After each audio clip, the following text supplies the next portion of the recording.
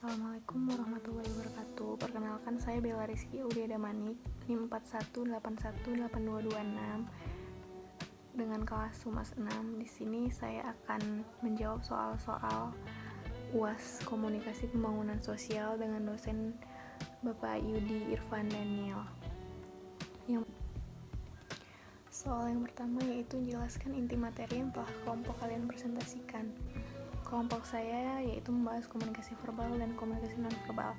Komunikasi verbal adalah komunikasi yang menggunakan bahasa dan kata-kata sebagai produk utamanya. Manusia akan sangat sulit apabila menyampaikan sesuatu itu tidak menggunakan bahasa yang dapat dimengerti oleh orang lain. Kemudian komunikasi nonverbal yaitu komunikasi yang disampaikan melalui ekspresi wajah, gestur tubuh, gerakan tangan, dan lain-lain. Komunikasi verbal dan nonverbal hakikatnya sangat berkaitan gitu dan saling melengkapi. Komunikasi nonverbal sering terjadi secara otomatis dan spontan.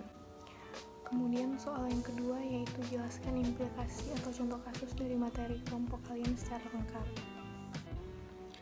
Contohnya yaitu tanpa kita harus berkata bahwa kita sedang membenci rekan kita bisa mengalihkan pandangan kita ketika dirinya sedang berbicara dengan kita.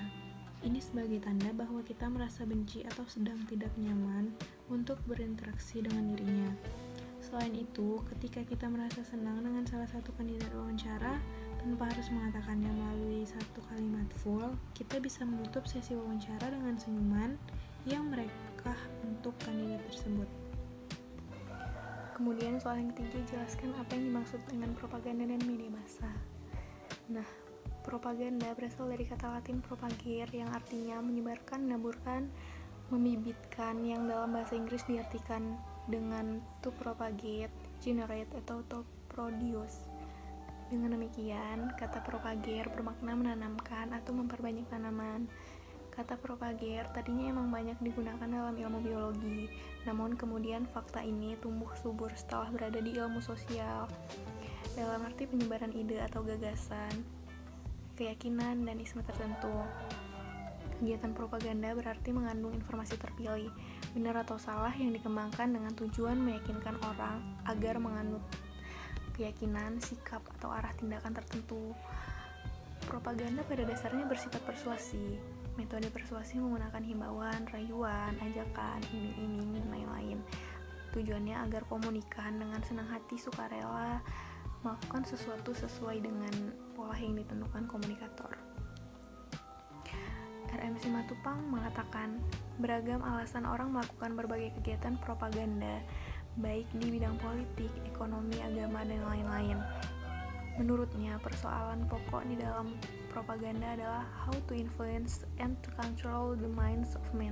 Bagaimana memengaruhi dan menguasai pikiran manusia. Memengaruhi dalam hal ini berarti ada adanya suatu kekuatan di dalam diri seorang yang berperan sebagai propagandis untuk mengarahkan atau menanamkan sesuatu pada orang lain. Sedangkan menguasai berarti kita bisa mengarahkan pemahaman itu untuk ditindaklanjuti dengan perbuatan oleh propaganda. Kemudian soal yang keempat, sebutkan menjelaskan 2 teknik propaganda.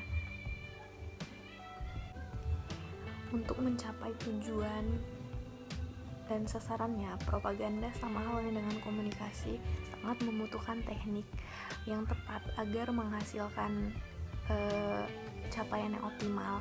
Tekniknya yaitu antara lain yang pertama, name calling, yaitu propaganda dengan memberikan sebuah ide atau label yang buruk.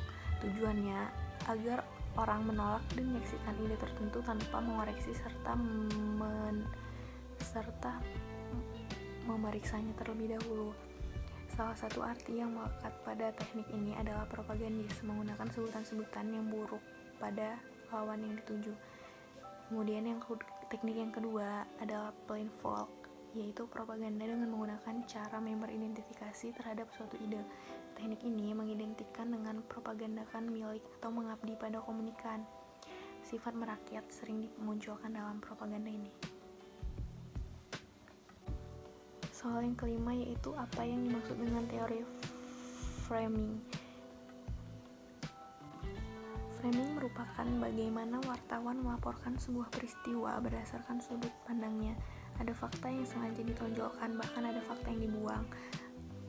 Sebagai contoh framing yaitu bagaimana Metro TV misalnya memberitakan aksi 212 secara berbeda dengan ketika memberikan aksi 412.